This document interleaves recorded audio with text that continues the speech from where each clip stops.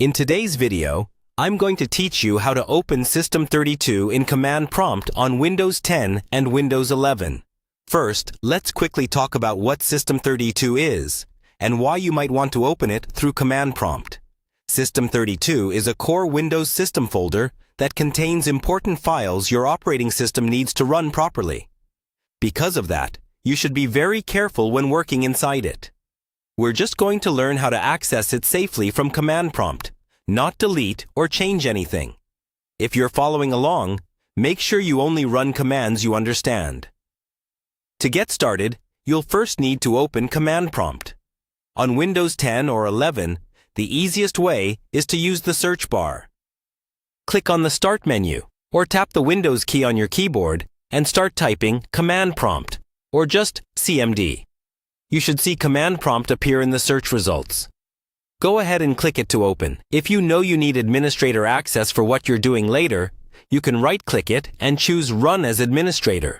For simply navigating to System32, opening it normally is usually enough. Once Command Prompt is open, you'll see a black window with some text at the top, and a blinking cursor where you can type commands. By default, Command Prompt usually opens in your User folder or in the Windows folder, depending on how you launched it. To move to the System32 folder, we'll use the CD command, which stands for Change Directory. In the Command Prompt window, type the following command exactly, and then press Enter. CD Windows System32. The backslash at the beginning tells Windows to start from the root of the C drive, then go into the Windows folder, and then into the System32 folder. After you press Enter, look at the line above your cursor. You should now see that your current path ends with Windows/System32. That confirms you're inside the System32 directory.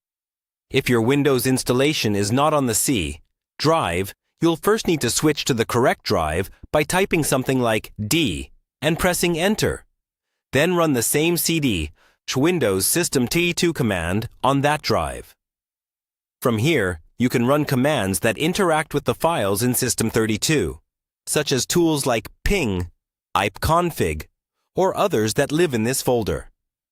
Again, be cautious and avoid deleting or modifying anything unless you're absolutely sure what it does. That's all you need to do to open System32 in Command Prompt on Windows 10 or 11.